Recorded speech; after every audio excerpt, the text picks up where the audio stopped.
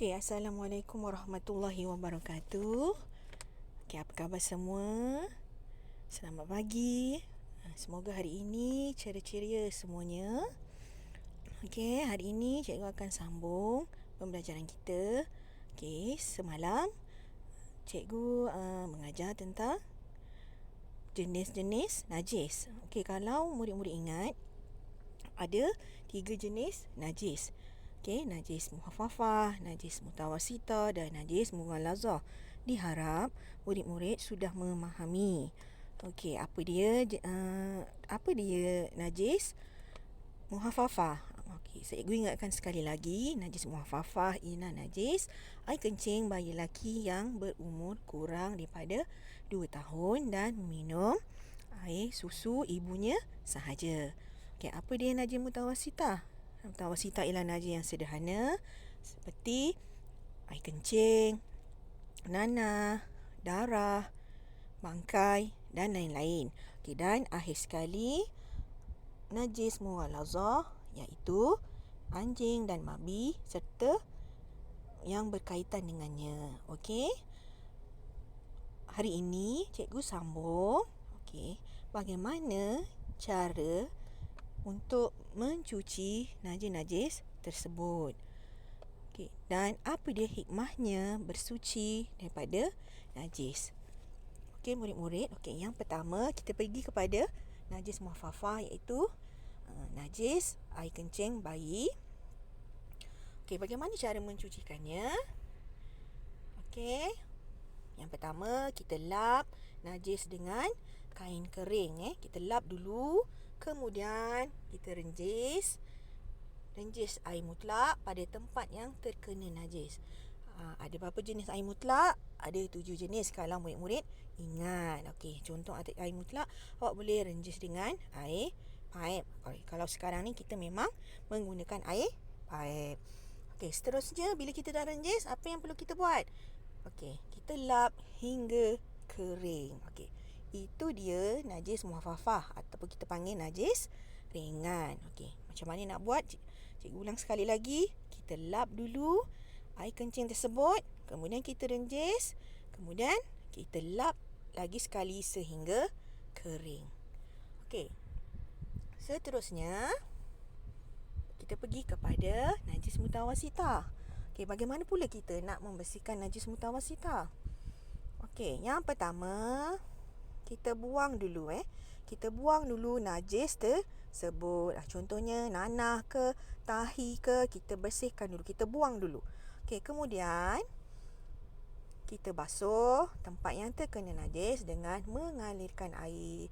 Okey, kita boleh jirus pakai gayung. Kita ambil air daripada baldi, kita jirus guna gayung ataupun kita lalukan daripada air paip. Okey, seterusnya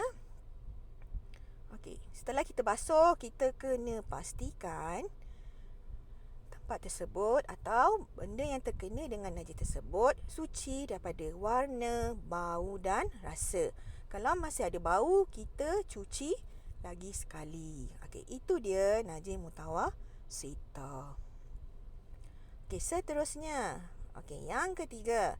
Apa dia najis berat iaitu anjing dan babi. Okey, bagaimana caranya? Yang ni agak susah sedikit. Murid-murid perlu dengar betul-betul. Okey, ini kita panggil sertu. Maksudnya kita membersihkan benda-benda yang terkena dengan najis mughallazah. Sertu.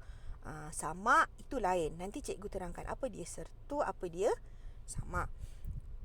Okey, yang ni kita panggil sertu. Okey, apa yang perlu kita buat? Okey, kita buang najisnya dulu. Kalau buang najis tu kita janganlah guna tangan. Kita ambil lain. Ambil plastik ke, surat khabar ke, supaya kita tak terpengang najis tersebut. Okey, kemudian kita sediakan satu bekas air tanah dan satu air, maksudnya kita campur tanah dalam satu air mutlak. Okey. Kemudian kita basuh tempat yang terkena najis dengan satu kali basuhan air tanah. Maksudnya kita jirus dengan air tanah tadi. Okey. Lepas tu bila dah hilang bau, bilas dengan 6 kali basuhan air mutlak. Maksudnya 7 kali. Yang pertama, airnya, lepas kita dah buang najisnya, kita basuh dengan 1 kali air yang bercampur tanah.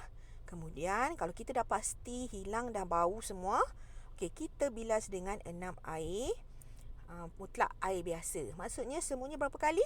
Okey, 7 kali ya murid-murid. Perlu diingat, ini untuk najis mughalazah. Okey, apa tadi namanya?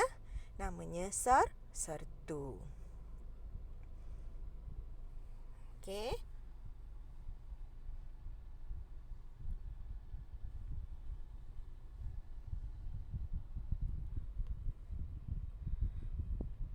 Okey, seterusnya okey, ini yang kita panggil samak. Okey, cara menyucikan kulit binatang. Okey, apa dia samak? Maksudnya membersihkan kulit binatang untuk dijadikan produk. Apa contoh produk?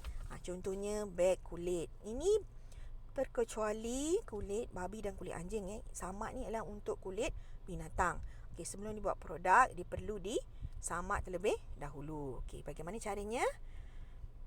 Okey, sediakan bahan yang bersifat mengakis. Okey, seperti apa? Bahan kimia. Macam-macam Lepas tu buang lendir lemak pada darah dan kulit. Lepas tu gosok kulit dengan bahan yang disediakan. Maksudnya dia buang semua lemak-lemak, ditinggalkan kulit sahaja. Okey, lepas tu bilas kulit dengan air mutlak dan akhirnya jemur hingga kering. Itu ialah samak.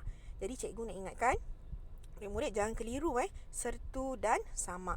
Sertu ialah bagaimana cara kita nak menyucikan najis yang terkena najis mughalazah, iaitu 7 kali, 1 kali dicampur dengan tanah.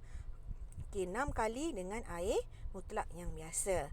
Okey, dan samak yang tadi saya cakap, yang ini bagaimana proses proses membersihkan kulit sebelum dijadikan produk. Itu kita panggil samak. Okey, seterusnya yang terakhir. Okey, ni dia. Okey, apa dia hikmah bersuci daripada najis? Okey, yang pertama, okey, amal ibadah akan diterima oleh Allah Subhanahu Wa Taala. Ingat murid-murid, Allah suka dengan orang yang menjaga kebersihan. Sama juga kita pun suka bersih. Orang-orang pun suka bersih. Jadi kita perlu bersih, bersih daripada najis dan kekotoran. Okey, yang kedua, terhindar daripada penyakit. Kalau kita biarkan najis lama, boleh menyebabkan terkena bakteria, kuman-kuman, akan mendatangkan penyakit. Okey, yang ketiga, dapat mengelakkan gangguan syaitan. Murid-murid perlu tahu syaitan ni suka benda-benda kotor. Jadi kita perlu sentiasa suci daripada najis dan kekotoran. Okey, dan akhir sekali, okey, apa hikmahnya bersuci daripada najis? Disukai oleh Allah dan orang lain. Macam tadi saya terangkan, Allah suka dengan bersih. Maksudnya kita pun suka kepada kebersihan. Kalau kotor, kita tak akan selesa. Jadi sebab itulah kita perlu mengamalkan, maksudnya bersuci daripada najis. Maksudnya kalau kita nampak najis tu, kita kena cepat-cepat sempurnakan. Sebab kalau kita biarkan bau, tak selesa, nanti orang pun tak selesa dengan kita. Okey, setakat ini sahaja kelas saya pada hari ini. Okey, cikgu ingatkan sekali lagi, murid-murid perlu tahu sebab ini yang berlaku dalam kehidupan kita. Jadi murid-murid perlu ingat bagaimana cara untuk mencuci najis-najis. Biasanya yang berlaku pada kita ialah najis sederhana, iaitu najis mutawassitah. Mungkin terkena tai cicak ke, tai ayam ke, nanah, darah. Okey, jadi saya harap murid-murid sudah tahu bagaimana caranya. Okey, sekian dulu pengajaran saya pada hari ini. Okey, diharap murid-murid dapat membuat nota yang saya akan beri sebentar nanti, dan murid-murid akan memahami apa yang saya apa yang saya ajar hari ini. Okey, sekian. Wabillahi taufiq wa hidayah. Assalamualaikum warahmatullahi wabarakatuh.